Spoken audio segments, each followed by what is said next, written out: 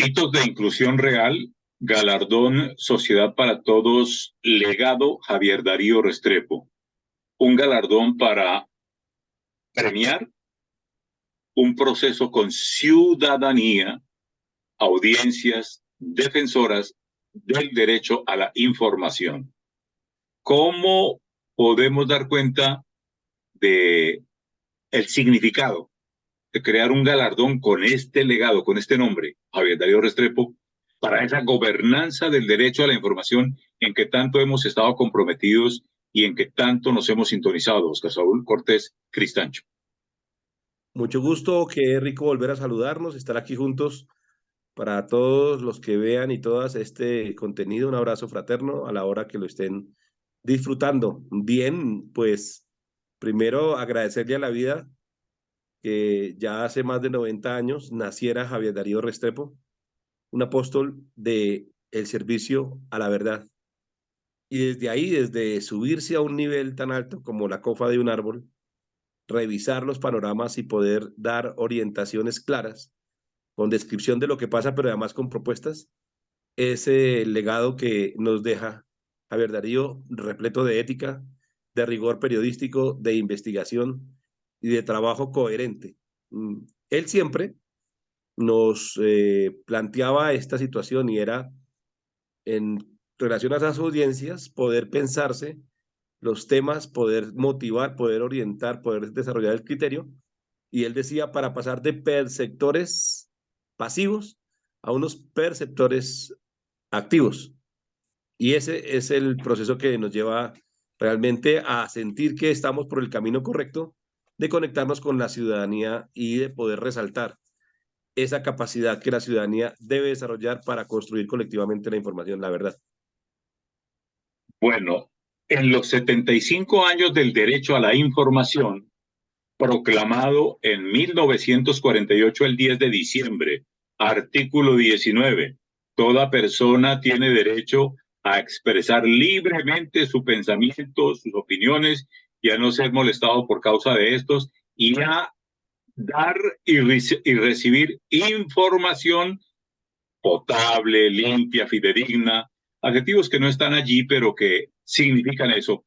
Y en estos 75 años, la mayoría de la humanidad sigue sin tener conciencia plena de la dimensión, del valor de este derecho fundamental de conciencia que, ejercido como debe ser, es la clave para la toma de decisiones en la realización de todos los demás derechos. ¿Por qué no hay suficiente cultura, ni suficiente trabajo, ni suficiente gobernanza con todos de este derecho a la información 75 años después? Bueno, lamentablemente ahí se acuñó alguna teoría de quienes decían, quien tiene la información tiene el poder. Y tal vez muchos y muchas aún permanecen en esa línea de controlar, de guardar, de esconder el dato, de no darlo a conocer, de no procesarlo, no construirlo, no leer la realidad y no poner ese número o esa descripción cualitativa de las cosas, precisamente para que no se sepa. Y o que si lo saben, lo sepan pocos y entre pocos, entre amigos, hacer las gestiones para desarrollar algún tema, porque se apropian de esas realidades, se apropian de esos grupos humanos. En discapacidad en particular, pasa que aún tenemos muchas deficiencias en saber cuántos somos, qué características tenemos y dónde estamos, todas y todos, en los 1.102 municipios y los 19 corregimientos de Colombia, en lo rural, en lo urbano, en lo profundo de Bogotá, en lo rural de Bogotá y en lo rural y profundo de toda Colombia. Entonces, por esa situación, por el desprecio que hay por el tema, por la prescindencia que implica pues, pensarse en términos del lenguaje de discapacidad, en que somos unas personas de las que si no se hace nada con ellas en la sociedad, si se dejan por fuera, si se dejan atrás, no pasa nada. Desde ahí viene este proceso de muchas veces no leer, no construir esos análisis y no publicarlos, porque hoy día también hay que reconocer, el Sistema Nacional de Estadísticas de Colombia ya tiene unas lecturas muy importantes, vía encuestas, vía análisis de esos datos, tienen algunos documentos, pero no son socializados suficientemente, no son accesibles, no llegan los formatos. Por eso la convención tuvo que reafirmar también para la discapacidad esa necesidad de información como derecho, como oxígeno, como una fuerza vital, ¿cierto? Y por eso también esa convención del 2006 de Naciones Unidas, pues especificó la toma de conciencia en el artículo 8, la accesibilidad, que son transversales a todos los artículos, y el derecho a estar bien informados en los formatos que corresponde a cada una de las 7 clasificaciones funcionales de ese grupo humano que es la discapacidad, ¿cierto? Entonces creo que, pues, viendo ese Zoom, es específico en discapacidad, también se generaliza y puede pasar, por ejemplo, por los pueblos, los 132 pueblos indígenas ancestrales que hay en Colombia. Muchos de ellos no están incluidos en el censo de manera adecuada. El censo indígena tendrá que hacerse próximamente con esos detalles, y la transversalidad, aparece ahí la interseccionalidad y la transversalidad de la discapacidad que debe ser leída. Lo mismo con la población afro, que se quedó por fuera, y así con muchas poblaciones, si lo miramos desde esa óptica, pero desde la generalidad del ciudadano, pues estamos viendo que definitivamente a veces la verdad, ¿cierto?, se vistió de mentira y la gente la compró, y la gente prefiere escuchar cosas que sabe que no son ciertas, pero como están por esa cantidad de medios de comunicación masivos que durante mucho tiempo han gobernado toda la estrategia de comunicación y todo lo que significa moldear una sociedad a partir de criterios y opiniones que son en nombre de todos los ciudadanos, pero lo hacen unos pocos por negocio, pues realmente es el desastre que estamos viviendo hoy día, con la no información correcta, oportuna, pertinente, potable y de calidad. En una sociedad infoxicada, en el tiempo, en la época de la sociedad informacional, ese paradigma de quien tiene la información tiene el poder, pues se volvió un asunto anacrónico y absurdo. Y la ecuación cambió totalmente. Antes era muy sencillo engavetar la información, ocultarla, no permitir el acceso y tenerla guardada para poder, con información privilegiada, pues someter, manipular, engañar, distorsionar. Ahora es a la inversa. Es tsunamis de información distorsionada, infoxicar a la gente repleta de informaciones que no son ciertas, que son engaño, y en toda esta realidad que estamos viviendo, porque se aplican ambas cosas, dependiendo de los contextos, pues esa es la época de gestionar distinta la protección, la defensa y el ejercicio de estos derechos fundamentales. Derecho fundamental de conciencia, el derecho a la información por el que abogó Javier Darío Restrepo, inclusive antes de comenzar su foco en el cual se centró durante sus recientes 40 años, que fue la ética en el periodismo. No, es que hay un asunto mucho más grande, más amplio y más universal para la humanidad, que es el derecho a la información, y en el que, como en el derecho a la salud, por ejemplo, pues todos somos responsables del asunto, y no solamente los médicos son los responsables del derecho a la salud, ni tampoco solamente los periodistas, los comunicadores o los informadores son los responsables o tienen franquicia exclusiva y excluyente para informar. Es toda la ciudadanía. Por ello, esta tarea que emprendemos de formar ciudadanos inteligentes, defensores autónomos del derecho a la información, que es sobre lo que versará el panel que tendremos el 11 de diciembre. Bueno, en clave de esto entonces se funda y nace este legado de Javier Darío, este galardón de un proceso que él fundó con nosotros y que presidió como jurado de un premio de periodismo en 2003, que ha sido el premio Sociedad para Todos. Pero ahora vamos a tenerlo en esta dimensión de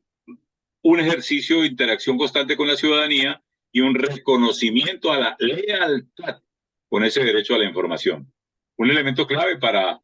sintonizar a la gente en todas las comunidades y en todos los contextos, Oscar Saúl. Claro, Javier Darío nos decía en sus análisis más profundos frente a la comunidad, y en los recientes tiempos, un poco antes de partir, expresaba que precisamente la comunidad quería hoy día verse reflejada en esa comunicación que hace el periodismo ciudadano, el periodismo social, el periodismo llamado alternativo, otra calidad de periodismo, y el periodismo que estaba mirando hacia las localidades, hacia las zonas específicas, a las veredas. Entonces ya no es ver qué pasa al otro lado del mundo, sino ver y contar lo que pasa en la cuadra. Y esa es la situación que debe explicarse, es la situación que debe construirse. Y en esa lógica de ver esa información de esa manera, es que él también plantaba pues que había muchas crónicas, muchas historias por contar en cada grupo humano y en cada tema que se mirara, las historias y a partir de las crónicas podrían darse opiniones, podrían darse contextos, orientaciones para que se desarrollara un criterio en la sociedad. Y esa sociedad privilegiara la ética, el rigor, el contraste de las fuentes y supiese cómo entender una información, cómo decantar la información enmascarada de negocio, enmascarada de maldad o de intereses políticos, técnicos, científicos, contrarios a la verdad. Y desde ahí, ese ciudadano poderoso, fuerte, repleto de herramientas y muy bien usadas para esta labor, además de revestido de una ética ciudadana, una ética colectiva, una ética que no es líquida, que no es gaseosa, una ética practicable por convicción, porque cada quien la escogió, ¿cierto? Y esa ética es íntima y personal y se desarrollaría en cada ciudadano como una cualidad, como un criterio más, que luego se aporta sociológicamente en colectivo. Y desde ahí es que él también planteaba la oportunidad de hacer un mejor periodismo, de exigir mejor periodismo, de elevar la calidad del periodismo, si los ciudadanos y las ciudadanas tenían esas capacidades para entender fenómenos como el que usted bien describe ahora, que es el fake news, una teoría de conocimientos mal trabajados y fuera de eso contrarios a la verdad, que surgieron producto del mal uso de algunas personas de los contenidos en redes sociales e incluso en medios masivos de comunicación que fabrican precisamente realidades y se las ponen a disposición de masivamente ciudadanos incautos que todavía aún se pegan de esas notas porque las dijo un medio que ya lleva 40, 50 años dando la información todos los días y aturdiéndolo todos los días al que le cree y en el que confía todavía. Vamos a hablar en clave de Civis Ombuds Sapiens, que es una mezcla de raíces latinas con algo de un concepto escandinavo que habla de ciudadano defensor inteligente, autónomo de sus derechos. Y en esa tarea empecemos a tallerear de una vez. En la analogía del derecho a la salud para explicar un poco cómo funciona esa gobernanza del derecho a la información. No todo mundo necesita ser médico para defender, proteger y prevenir su derecho a la salud, Oscar. No todo, Claro. no todo ciudadano tiene derecho y deber a su vez, y esa es la nueva mirada que se quiere plantear, inclusive por las propias Naciones Unidas, repensar y reinventar la protección, la defensa y la incidencia y el trabajo de todos por cada derecho para que se cumplan. Entonces, no todo ciudadano tiene que ser médico ni profesional de la salud para cuidar, proteger, prevenir y defender su derecho a la salud. Asimismo, en el deporte no tiene que ser ni entrenador, ni superatleta, ni de alto rendimiento para defender un derecho que le da salud mental, salud física, integridad en salud, que es el derecho al deporte. Pues en el derecho a la información, que es el oxígeno y el derecho de conciencia, no todos tienen que ser periodistas, ni informadores, ni comunicadores, ni comunicólogos, ni publicistas, ni nada de esto, para defender, proteger, blindar su derecho de conciencia a una información limpia que no los envenene, que no los distorsione, como es la usanza de los grandes estrategas de la comunicación política electoral para emberracar audiencias, manipular gente por emociones y sumirla en la ignorancia y distorsionar la democracia. En eso es que se va a trabajar y con eso es que vamos a exponer algunos elementos de nuestra metodología en este encuentro del 11 de diciembre. Todo ciudadano tiene la responsabilidad de cuidar muy bien qué deja entrar a su conciencia y cómo se sale de esa infoxicación y de esa infodemia contaminante, venenosa de este tiempo con la desinformación. Muy bien. El legado Javier Darío da para retomar algo como esto, Oscar Saúl. ¿Cómo se llega, trabajando con el maestro al lado de él, con la mentoría de él, a construir y a redactar una guía, un manual, una ruta para que el periodismo aprenda a informar sobre la diversidad humana y a dejar de hablar de humanidad normal y de humanidad subnormal o anormal o minusválida? ¿Cómo se llega a esto? Bueno, pues conocer a Javier Darío fue una de las bendiciones muy importantes en la universidad, en un espacio de legado de mundo contemporáneo. Y luego Javier Darío, por relacionamiento con el tema de comunicación estratégica en el Ministerio de Comunicaciones, en poblaciones, tenía el desarrollo de varios temas y su tema ético, pero a través del taller de ASCOPAR, la Asociación de Personas con Discapacidad, que se fundó desde las ideas de un colectivo de personas que en ese momento se denominaron con paraplegia y se autorreconocían como personas parapléjicas. Por eso el nombre ASCOPAR trae esa historia por Valerie Tausen y otras personas que estuvieron alrededor de ahí. Luego Orlando Miguel Pion Mayorga y liderando el proceso, acercan a un proyecto a Hernando Ayala como parte del desarrollo de ir haciendo visible la realidad de discapacidad, fortalecer los procesos de conexión, de articulación que en ese momento se requerían. Y aparece ese producto, esa necesidad, porque Javier Darío creía mucho en dar recomendaciones y dejarlas por escrito. Él se inspiraba mucho, por ejemplo, nos puso como referente la tarea de leer los manuales de estilo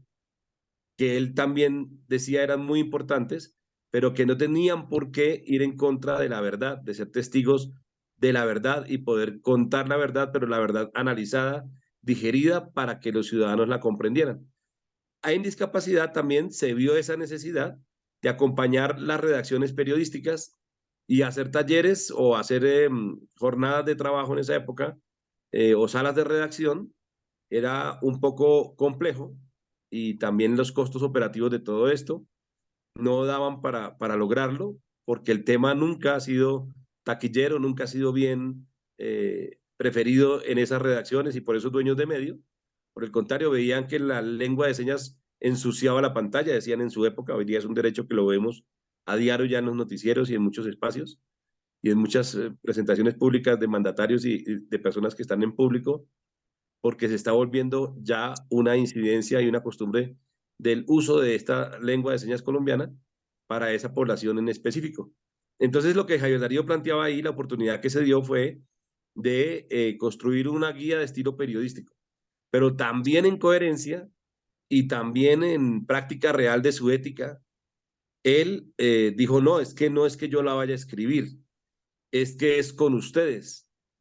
Y gracias a Dios había una compañera de la redacción allí de la revista y del grupo de apoyo de Ascopar también, y él armó un colectivo y me dio, pues gracias a Dios, ese liderazgo, esa oportunidad de escribir la primera versión de la guía de estilo periodístico, porque pues él reconocía que éramos las propias personas con discapacidad quienes teníamos que, con rigor,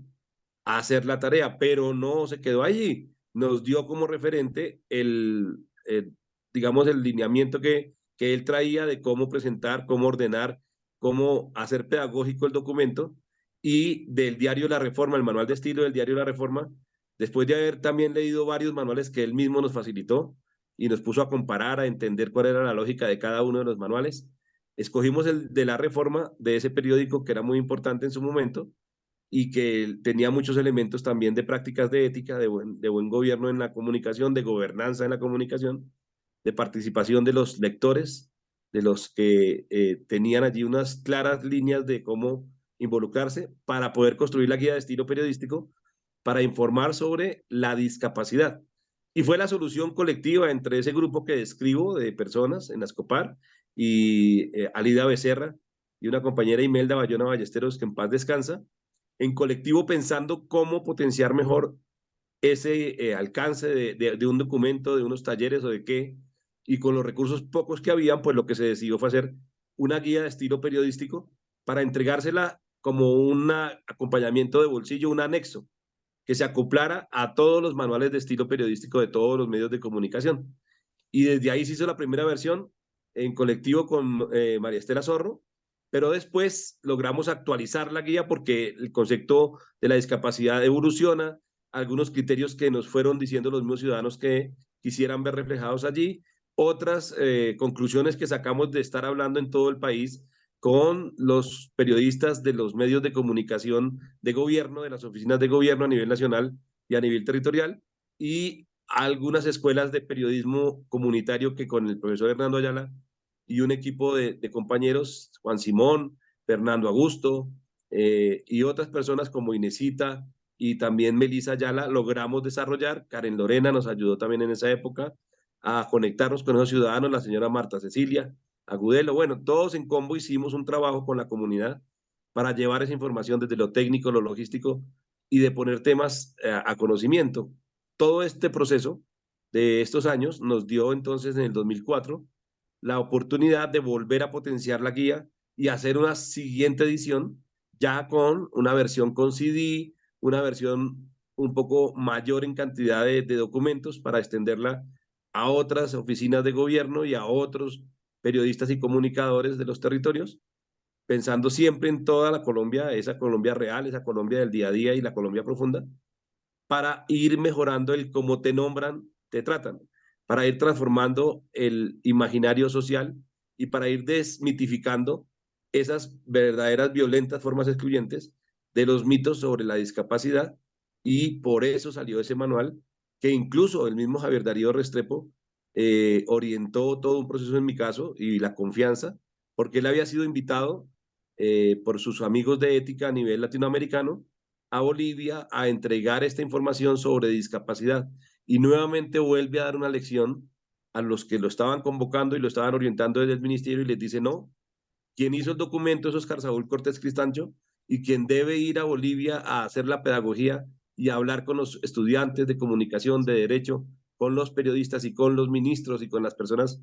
del gobierno de Bolivia y con el defensor del pueblo de Bolivia y demás autoridades,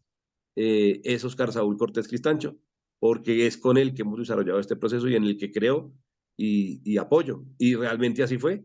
Él me direccionó y yo tuve la fortuna también de ir a contar lo que habíamos hecho desde aquí.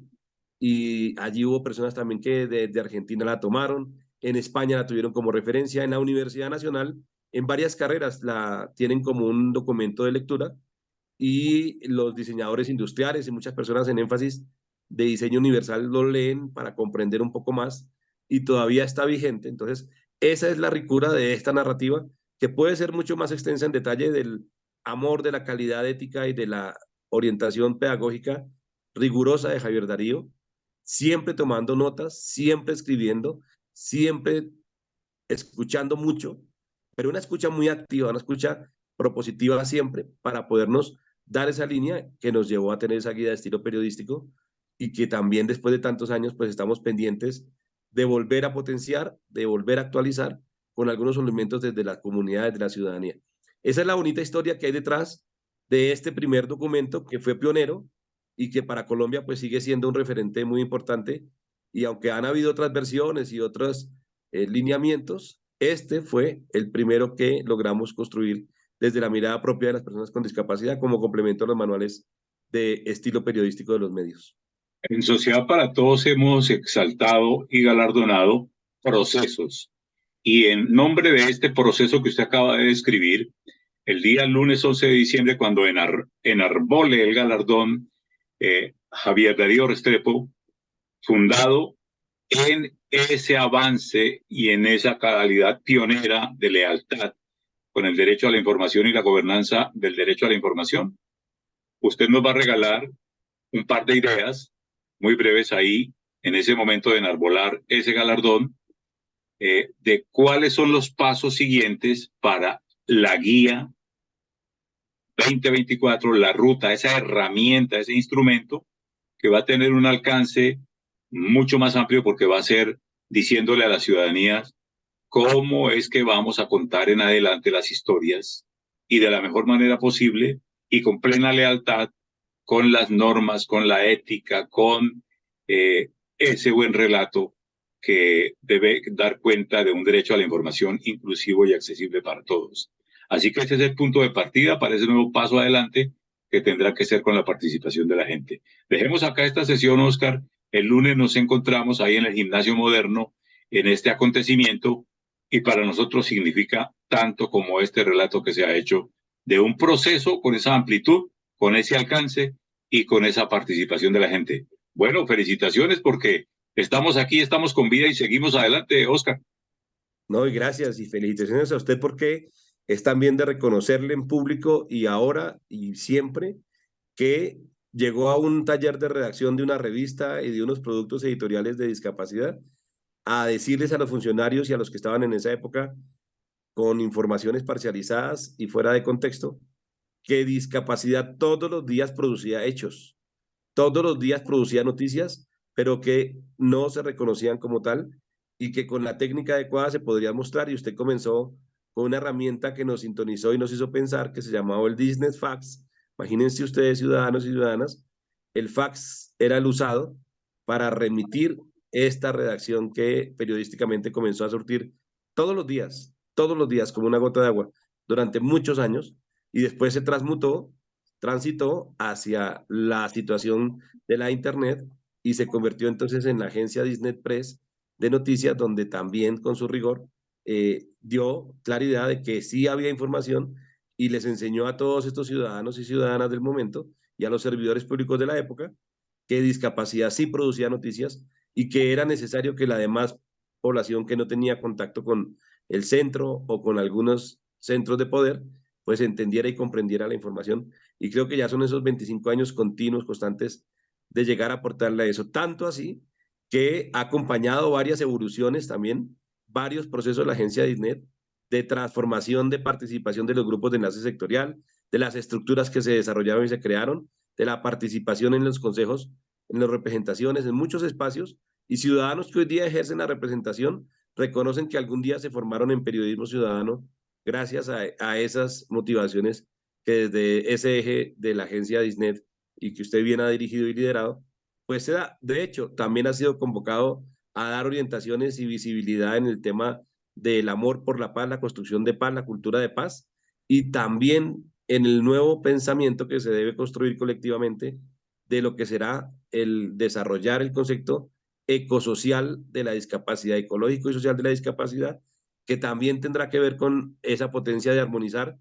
de conectarse con la información verdadera, pertinente, oportuna y de calidad, una información potable, la que se ha hablado, con todo rigor y ética, además de contrastes verdaderos de fuentes y de realidades ciudadanas básicas. Desde esa base es que se quiere